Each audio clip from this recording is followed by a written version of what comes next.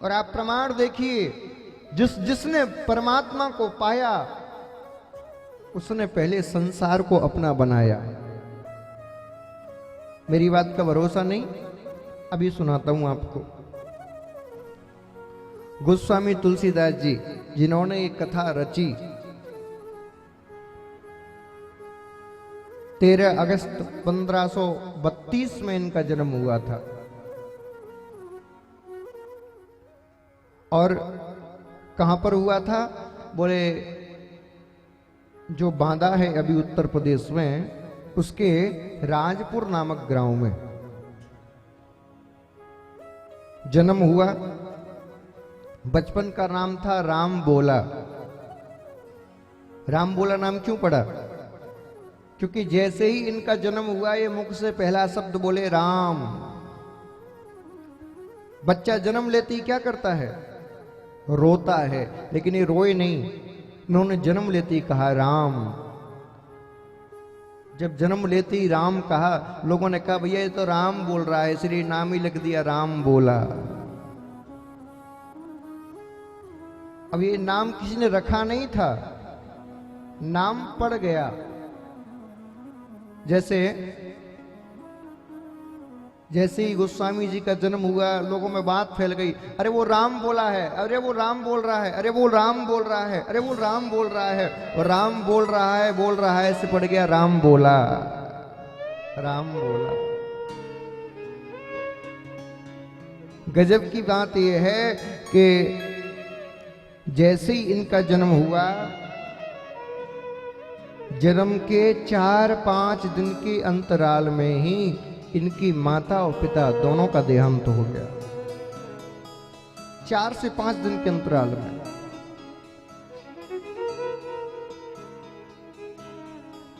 एक दासी के द्वारा इनका लालन पालन हुआ।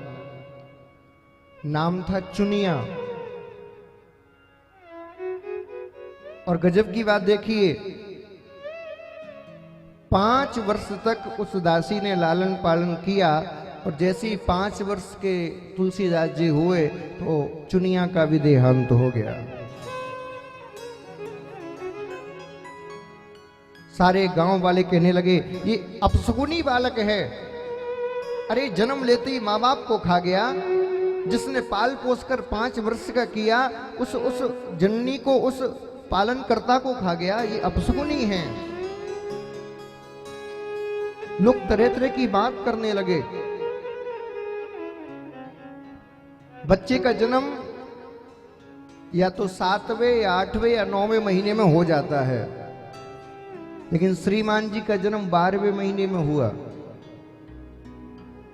बच्चे का जब जन्म होता है तो दांत नहीं होते उसके ज्यादा।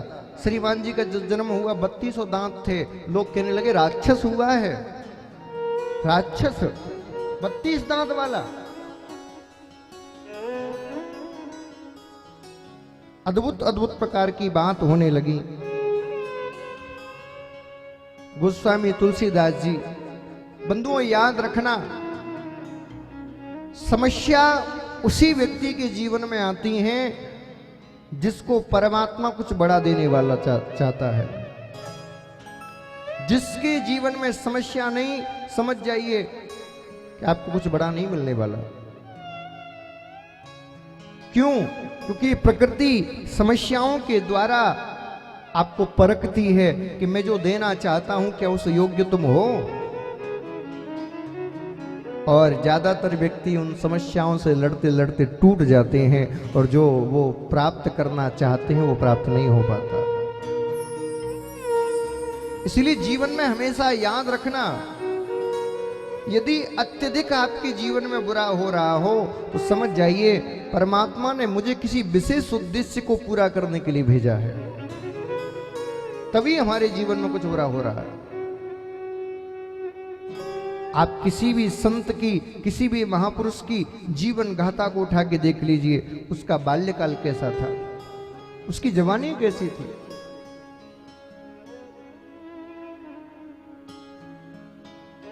कोई भी संत, कोई भी महापुरुष आपको सुखों में जीवन जीता हुआ नहीं मिलेगा।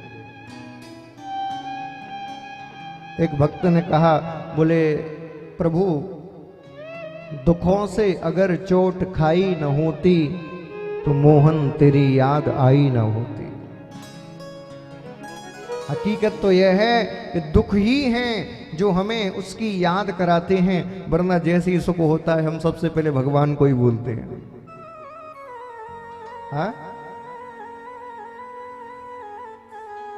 इसीलिए तो कुंती बुआ ने क्या कहा श्री कृष्ण से, बोले प्रभु यदि देना चाहते हो तो ऐसी कृपा कर दो, संसार का सारा दुख मेरी झोली में डाल दो।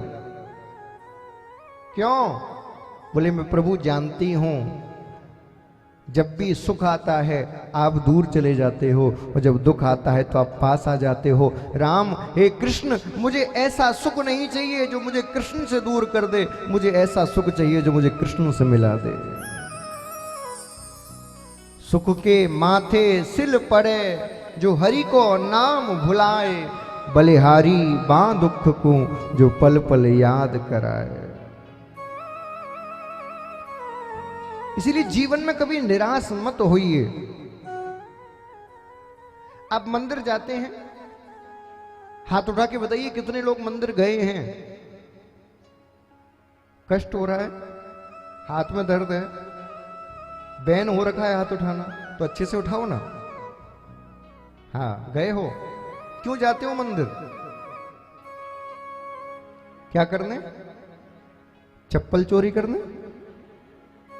और कोई काम नहीं बचा? किस लिए जाते हो? दान पेटी में से पैसा निकालने, दर्शन करने। अच्छा, तो दर्शन हो गए? दर्शन हो गए? क्या दर्शन किए बताओ जरा। क्या दो माता जी ने एक मुकुट पहन रखा था,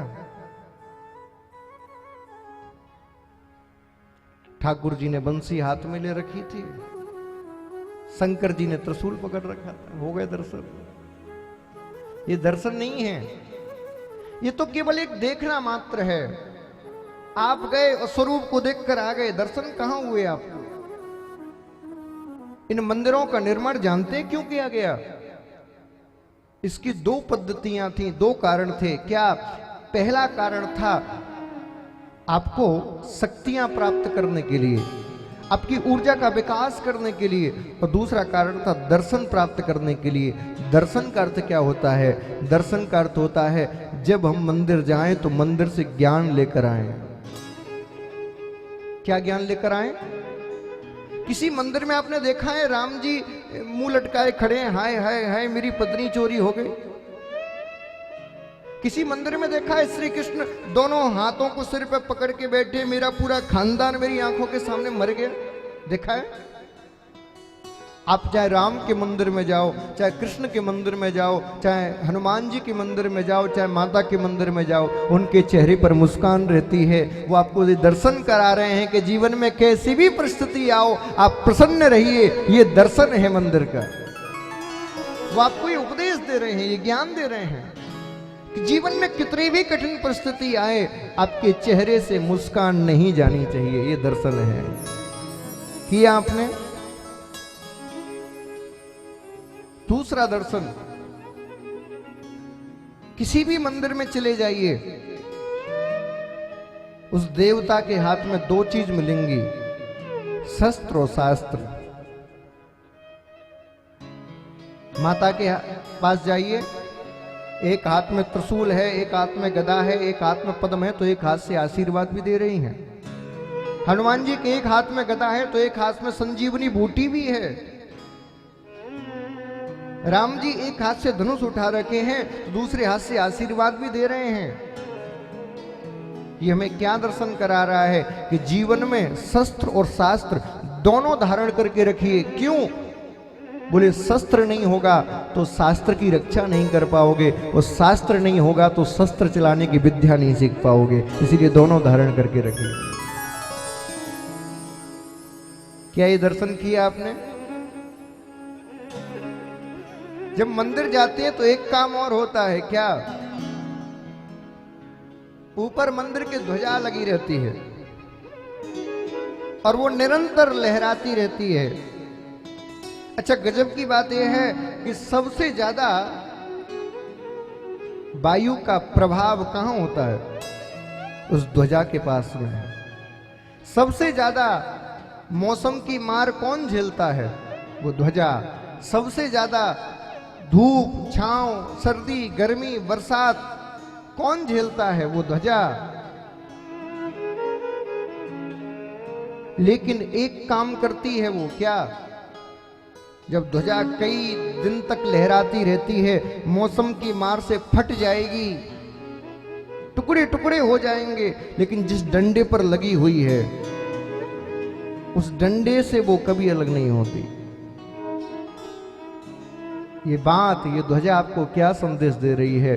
बोले भैया, जीवन में चाहे कितनी परिस्थिति अच्छी हो जाए, कितनी परिस्थिति बुरी हो जाए, अपनी जड़ से अलग मत होइए। जड़ से जिस दिन अलग हो जाओगे, उस दिन आप संसार से अलग हो जाओगे। ये ध्वजा आपको संकेत दे रही है।